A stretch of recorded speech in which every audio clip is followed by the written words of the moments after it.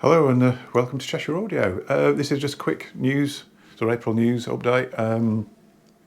Partly going to talk about shortages, which in some situations, I mean, it's been, whether you're aware or not, I don't know, but there's been a general sort of shortage of things. There's been things because of the chip shortage and particularly, and there's a material shortage as well, which has kind of affected, in our industries, that's affected cartridges because there's a big shortage of things like boron or whatever for making cantilevers.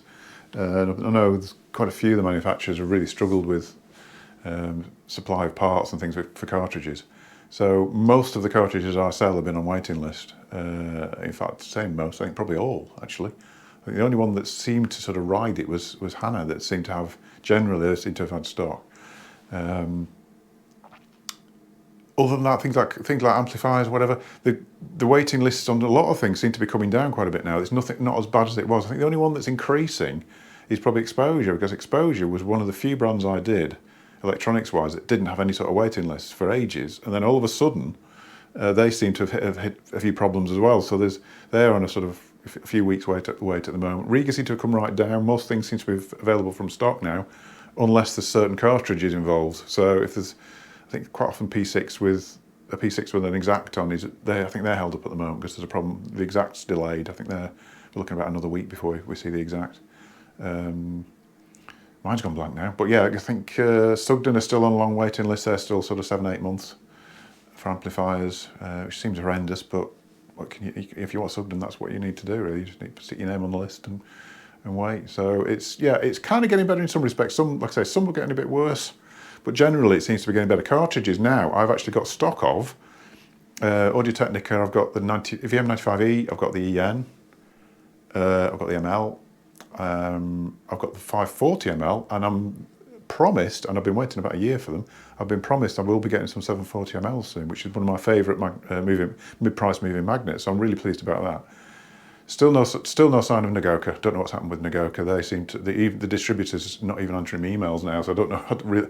There was some talk that they weren't their distributor anymore, so I don't know. I don't know what's happening there at all, which is a real shame because Nagoka was a real favourite. We did loads of Nagoka here, so anyway, that's shortages. So like I say, good news, bad news. It's sort of mostly good. Things seem to be getting better.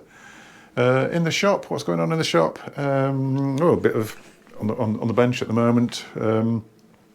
I will be doing a video. You probably can't see it because it doesn't fit in the jig, so I've had to put it there. I will be doing a video on this system deck, which you've seen before because I did a retro review on it. I'm going to do a refurb on that, so that'll come soon. There's just a few little techniques for cleaning up and setting up with that might be interesting to video. I've had to buy a kit for the arm board because for some reason it's got completely the wrong arm board on it. There's a Riga arm jammed into a Lin arm board on it, so that needs changing. This is interesting, actually. Little A60, ANR A60, which became Arkham from 1984. Just in for repair. I wouldn't normally take these in for repair, but I don't generally do electrical repairs nowadays, but I've taken this in because I think I know what's wrong with it. Interesting story with this was, 1984, I actually sold it to the guy. He had the receipt with my name on it, which was really, really bizarre. So I have to just feel a bit of an affinity with this one to get it sorted out. So 38 years ago, I sold this to a chap in Sandbach. So yeah, so it's like an old friend coming back, that one. Other than that, what's going on? Oh yeah, I've been sent, these are quite interesting. You can see this. I've been sent a couple of turntable mats. Now these are made of vinyl. So they're like records, which I've come across before, and it's quite an interesting idea. The company, if you want to look them up, the company's Mighty Media Discs, who seem to be a sort of record producing company. Actually seem to press vinyl, make CDs, do all sorts of things, and they've come out with this product, which is a piece of vinyl to use as a mat between your record and your plant. It's the principle of it is quite interesting because. Having vinyl as a mat it makes sense. I mean, generally I'm not into hi-fi mats. I think a lot of them, I don't know, I think it's just accessories for the sake of accessories, and felt is generally the best. But there are an element of people who get fed up with felt because it can lift off. If you've got a bit of static on your record, which is generally, to be honest, it's generally caused by people cleaning the records too much, but if that's what they want to do. So this might be a good alternative. So I will be doing a review on these. There's two versions. One's just clear vinyl, which is, so it's like a transparent, and this one is a white vinyl, but it's actually got a strobe on one side.